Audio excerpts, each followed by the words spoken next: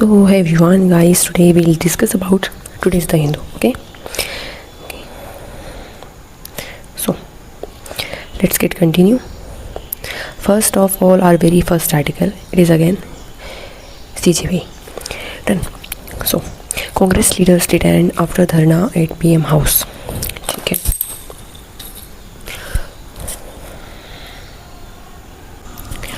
So everybody, हमें पता है कि हमारा पार्लियामेंट जो है, हमारी पार्लियामेंट में 3 पार्ट होते हैं, लोकसभा, राज्यसभा एंड प्रेसिडेंट. ठीक है. अब दोनों जो हमारे सेशंस होते, मतलब सॉरी, जो सेशंस हैं हमारी लोकसभा एंड पार्लियामेंट के, ठीक है. सो लोकसभा राज्यसभा में जो सेशन होते हैं, तो हर एक हाउस में केवल जो रूलिंग गवर्नमेंट ही नहीं होती, वहाँ पे अपोजिशन गवर्नमेंट भी होती है. जब कोई भी चीज़ के लिए बिल आता है तो उस पर डिबेट एंड डिस्कशन होता है. सो अगेन हमें पता है कि जैसे कि हम कंटिन्यू पढ़ ही रहे हैं कि Congress leader also been detained after dharna at PM house. PM house का जो नाम है ना, करंटली इसको सेवा तीर्थ बोला गया है. ठीक है, सेवा तीर्थ. Done. Someone can write like this, seva तीर्थ, so don't need to be confused in both of these terminologies. Done.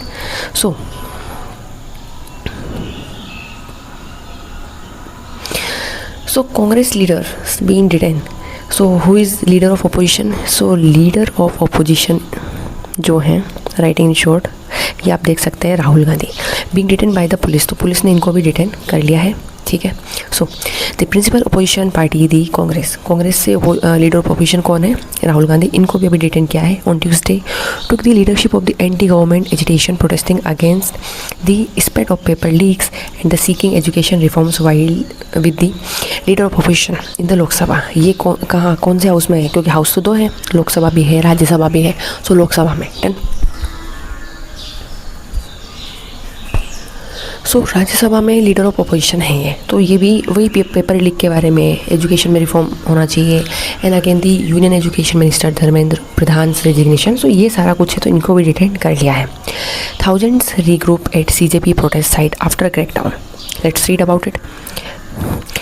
So thousands of people been regrouped at the CJP's protest. CJP stand for विनोना cockroach Janata party. Location कहाँ है जहाँ पे protest हो रहा है? जंतर मंतर, एटा, new Delhi. So let's read about the next article.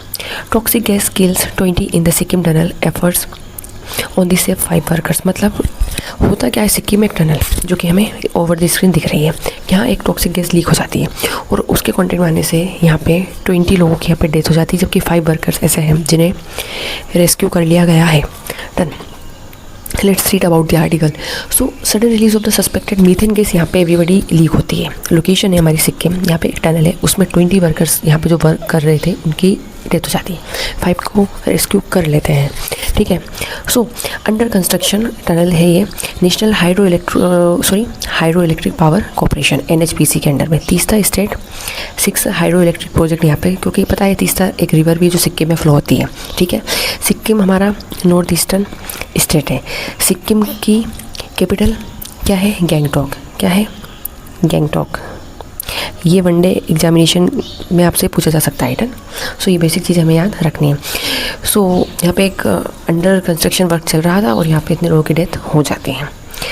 Let's move over our next article.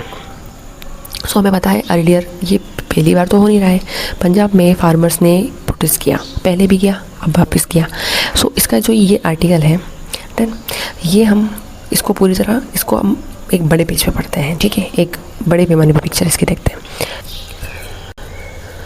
So Punjab farmers stopped and route to rally in Delhi return after assurance. Assurance मतलब होता है जब मैं सपोज़ किसी चीज़ की डिमांड कर रही हूँ, उसके लिए मैं प्रोटेस्ट कर रही हूँ पीसफुली, या जैसे भी स्ट्राइक हो रहे हैं, अब मेरी डिमांड जब पूरी हो जाएगी ऐसा मुझे अश्योर कर दिया जाए जिससे मेरी डिमांड है, तो वो होता है अश्योरेंस. तो अब हम पढ़ते हैं कि प्रोटेस्ट जो हुआ at border zone called off at Haryana government. Haryana government ने उसको कॉल्ड ऑफ किया. Was immediate release of the detain farmer. Farmer को जो डिटेन किया था अंडर कस्टडी, मतलब उनको डिटेन कर लिया था, उनको क्या किया था कि अपने कंट्रोल में ले लेना. बाय दी, पता है ना. सो ये क्यों हुआ? यूनियन एग्रीकल्चर मिनिस्टर कौन है अभी? कौन है अभी union agriculture minister? So general सी बात है, फार्म बिल होगा, फार्मिंग से रिलेटेड होगा, उसमें इम्प्रूवमेंट होगा, तो उसके लिए यूनियन एग्रीकल्चर मिनिस्टर को ही अप्रोच किया जाएगा। Done. So farmer from Punjab under the banner of देश बचाओ मोर्चा। सो देश बचाओ मोर्चा यहाँ पे था, were stopped on the Tuesday by Haryana police at interstate border points as they headed to Delhi to participate in a protest rally against the proposed India US trade deal. क्योंकि India US की जो trade deal हो रही है या हुई है, उसमें कुछ ऐसे पॉइंट्स थे जो कहीं ना कहीं फार्मर्स के right, I am talking about the India's farmer right, वो कहीं ना कहीं वायलेट हो रहे थे। तो इसके रिगार्डिंग ये था, मोर्चा था देश बचाओ मोर्चा, ठीक है। The letter concluded the protest and announced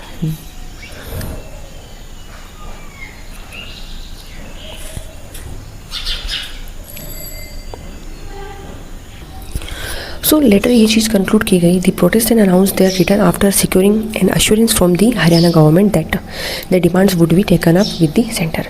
so your question is about the farm bill के रिगार्डिंग यहाँ बात हो रही थी।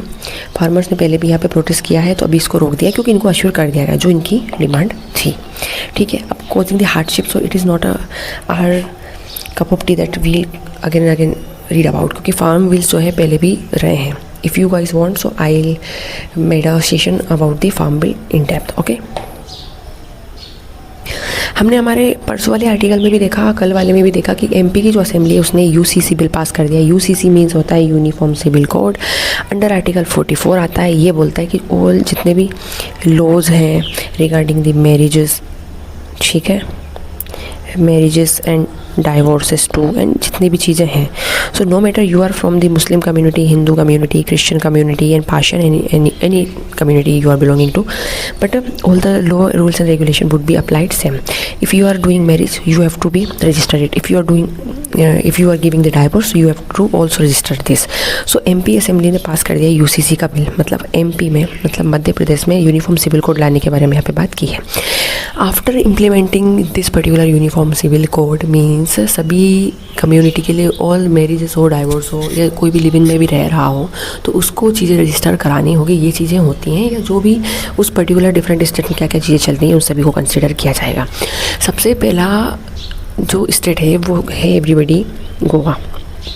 गोवा में सबसे पहले यूसीसी इम्प्लीमेंट किया गया, लेकिन ये ब्रिटिशर्स के टाइम की बात करें तो, लेकिन इंडिपेंडेंट इंडिया में सबसे पहला हमारा उत्तराखंड एक ऐसा स्टेट है जिसने यूनिफॉर्म सिविल कोड अप्लाई कर दिया है। मतलब अंडर आर्टिकल 44 सभी के लिए लॉ सेम रहेंगे, no matter you are belonging to the Muslim, Hindu, Christian and Parsi community, ठीक है। अब अगेन यूसीसी के बारे में यहाँ बात की गई है, तो यूसीसी एमपी गवर्नमेंट क्या कहती है, इनको थोड़ा हम रीड करते हैं।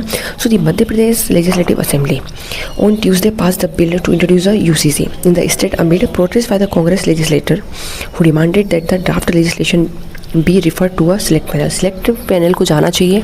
ये अपोजिशन पार्टी जो कि हमारे सेंटर में भी होती है, स्टेट्स में भी होती है। जैसे यूनियन लेवल पे हमारा पार्लियामेंट होता है, उसके 3 पार्ट होते हैं, लोकसभा, राज्यसभा एंड हमारे प्रेसिडेंट। ऐसे ही सेम 2 हाउस हमारे हर एक स्टेट में होता है, लेकिन एक हाउस होता है लेजिस्लेटिव असेंबली, एक होता है लेजिस्लेटिव काउंसिल, ठीक है। लेकिन सब करेंटली कितने स्टेट्स में अभी हमारी काउंसिल और लेजिस्लेटिव असेंबली तो सभी में है, काउंसिल कितने स्टेट में, you guys will let me know in the comment section, otherwise I will ping the name of the states, क्योंकि करेंटली आंध्र प्रदेश, कर्नाटका ये कुछ ही सिलेक्टेड हमारे ऐसे स्टेट्स हैं जिनमें दोनों हाउसेस हैं, याद रखना है। तो एमपी में तो हमारे बस, because I am also belonging to the MP Madhya Pradesh, तो यहाँ केवल एक ही हाउस है, तो ये हमें याद रखना है, ठीक है। तो यहाँ पे बार बार वही डिस्कशन चल रहा है। सीएम यहाँ पे जो मोहन यादव है वो है ना, उन्होंने क्रिटिसाइज दी, उन्होंने कांग्रेस गवर्नमेंट को यहाँ पे क्रिटिसाइज भी किया कि accusing it of opposing the bill to the appease Muslim के regarding how to appease the Muslim. ये कम्युनिटी वाइज क्या होता है, कोई गवर्नमेंट कभी किसी कम्युनिटी को फेवर कर देती है, कभी किसी गवर्नमेंट को, सॉरी किसी अनदर कम्युनिटी को। अब इन सब की वजह से होता क्या है कि अपोजिशन पार्टी फिर इन चीज़ों को रेस करने लगती है और जो रूलिंग पार्टी है उनके ऊपर प्रेशराइज करने लगती है। अब सीधी बात है, हर एक को हमें कंसिडर करना होगा, क्योंकि आप किसी चीज़ को लेकर आ रहे हैं तो अगर उसकी जो डिमांड्स हैं उनको तो फुलफिल करना ही होगा ना। अब नेक्स्ट आर्टिकल है हमारा आत्मनिर्भर भारत की तरफ हमें चलना है। Atmanirbhar Bharat means self reliant India, India's aim to become a country as a self reliant कब से कब तक है guys, please let me know in the comment section. ये वाला आर्टिकल मीन्स एडिटोरियल, मैं इसको अच्छा खासा टाइम देने वाली हूँ। सो मे बी कुछ आर्टिकल रिपीटेटिवली हैं क्योंकि हम कंटिन्यूसली देख रहे हैं बार बार CJP, UCC के बारे में, फिर ईरान का और USA का वॉर, तो ये सारी चीज़ें हैं। कुछ आर्टिकल रिपीटेटिवली आ रहे हैं तो मैं उनके बारे में ज़्यादा डेप्थ में बात नहीं कर रही हूँ। अभी तो हम फिलहाल एडिटोरियल की बात करते हैं, ठीक है। So highlighted like the building and Atmanirbhar philanthropy ecosystem. Philanthropy मतलब होता है समाज सेवा के लिए काम करना, done. So India's philanthropic landscape has changed more in the past decade than many realise. Decade means 1 decade क्या होता है, 10 year is equal to the decade, done, याद रखना है। So domestic private giving through family philanthropy, corporate social responsibilities, everyone CSR। Corporate social responsibility means यहाँ पे होता है कि जो कंपनी है, कॉर्पोरेट में जो कंपनीज वर्क कर रही हैं, ये सोसाइटी के वेलफेयर के लिए कितना डोनेट करती हैं। सबका एक पर्टिकुलर शेयर होता है कि ये सोसाइटी के वेलबिंग के लिए, नो मैटर हेल्थ में, एजुकेशन में कहाँ कहाँ जाता है, तो ये अपनी साइड से कुछ फंड मतलब कुछ परसेंट रहता है जो ये उसमें डालते हैं। जैसे कि आत्मनिर्भर भारत की बात की तो CSR भी रहेगी एंड इंडिविजुअल डोनर्स भी हैं, क्योंकि जैसे कि हमारे NGOs भी हुए। अब यहाँ पे SIPs रहेंगी, म्यूचुअल फंड में इन्वेस्ट करना। So a new generation of entrepreneurs is rethinking differently about the giving. अब न्यू जनरेशन है, जैसे कि हमें पता है जेनजीज एरा, तो जो एंटरप्रेन्योर्स हैं rethinking differently about the giving, while millions of Indians are entering the, जबकि कुछ मिलियंस ऑफ इंडियंस ऐसे हैं जो मार्केट में एंटर कर रहे हैं through the mutual fund, SIPs and UPI। And against this backdrop the debate around the foreign contribution regulation act FCRA, इसके अगेंस्ट भी बहुत सारी चीज़ें होती रहती हैं। FCRA का बात थोड़ा मैं बता दूँ। FCRA में क्या होता है, फॉरेन कॉन्ट्रीब्यूशन रेगुलेशन हमारा एक क्या होता है, ये एक एक्ट लाया गया। इसमें यह रहता है कि फॉरेन कंट्री है तो वो आपकी पर्टिकुलर सपोज हमारे इंडिया में किस किस सेक्टर में इंडिया में ये इन्वेस्टमेंट कर सकती। अब जैसे एटॉमिक पावर है तो एटॉमिक पावर तो हमारा इंडिया वो भी यूनियन गवर्नमेंट के अंडर में है।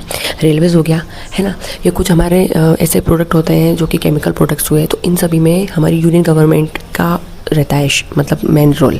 वो कुछ सेक्टर ऐसे होते हैं जो गवर्नमेंट के अंडर कंट्रोल है, उनमें गवर्नमेंट अलाउ नहीं करेगी कि कोई बाहर वाला इंटरफेयर करे।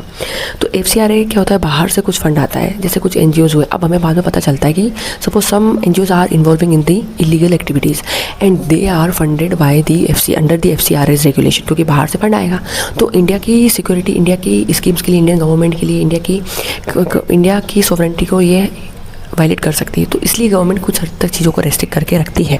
तो इसमें डाउट हमें नहीं लेके आना। तो अभी मिलियंस ऑफ इंडियंस क्या है, कुछ लोग अपने आप को क्या किए हुए हैं, फ्रीज किए हुए हैं, आइसोलेट किए हुए, नो भैया भाई साहब हम नहीं करेंगे। कई लोगों को एवरीबडी, मैंने पहले भी बोला है, everything has its pros and cons.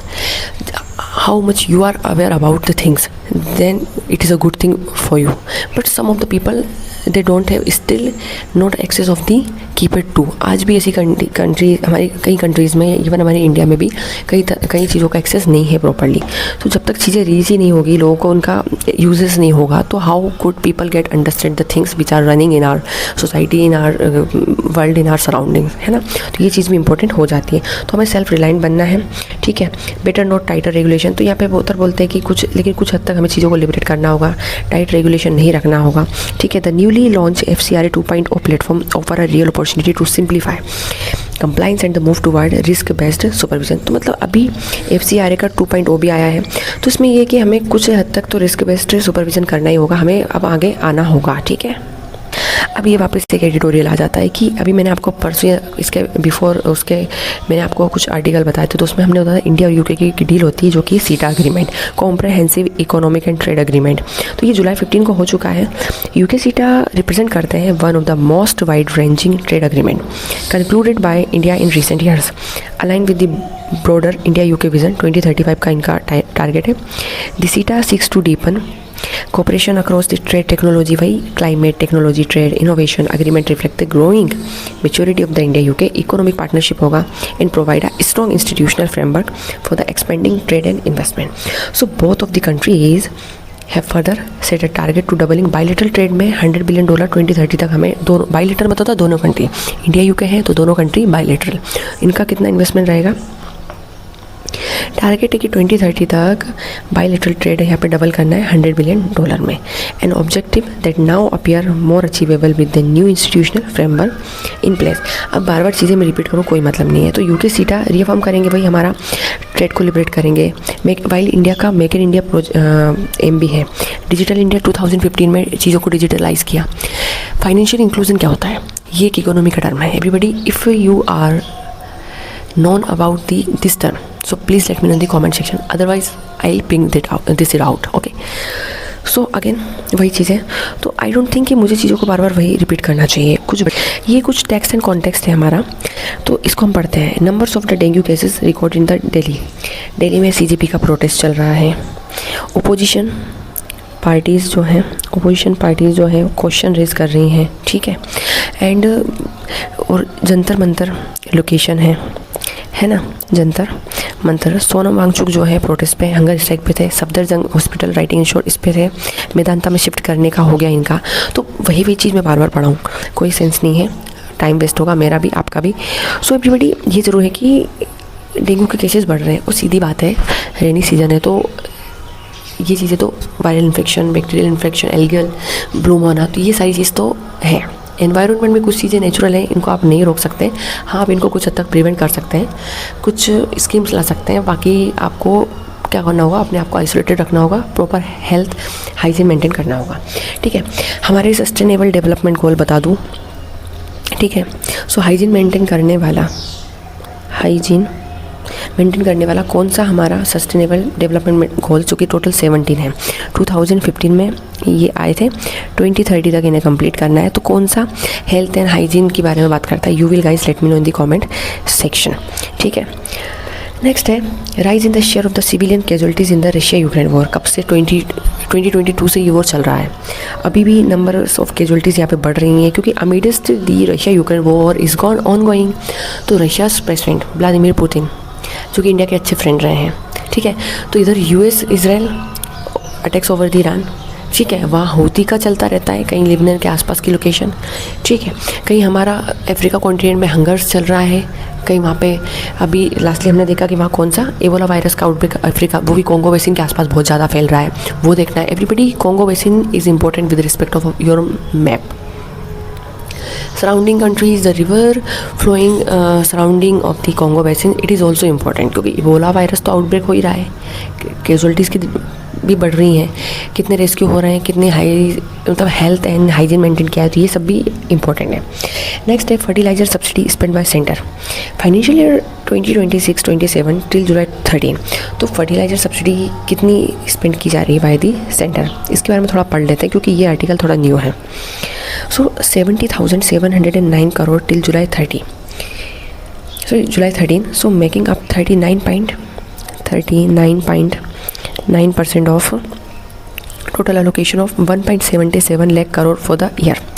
Parliament was told the center said sufficient funds होना चाहिए are available to meet subsidy commitment and has also approved a higher allocation under the nutrient based subsidy scheme for the Kharif 2026 season. प्रधानमंत्री फसल बीमा योजना में, ठीक है, इसमें कितने % प्रीमियम होता है, let me tell you. For the Kharif it is 2%. For the Rabi crop it is 1.5, while the commercial crop के लिए 5% प्रीमियम देना होगा फार्मर्स को, ये हमें याद रखनी है।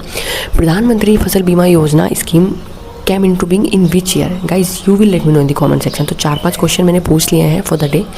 So guys, if you are interested for more update, for more knowledge in depth, to cover all your upcoming examinations, current affairs from different sections, economy, polity, art, current affairs, and science and tech, environment. So stay tuned with me. Thank you so much.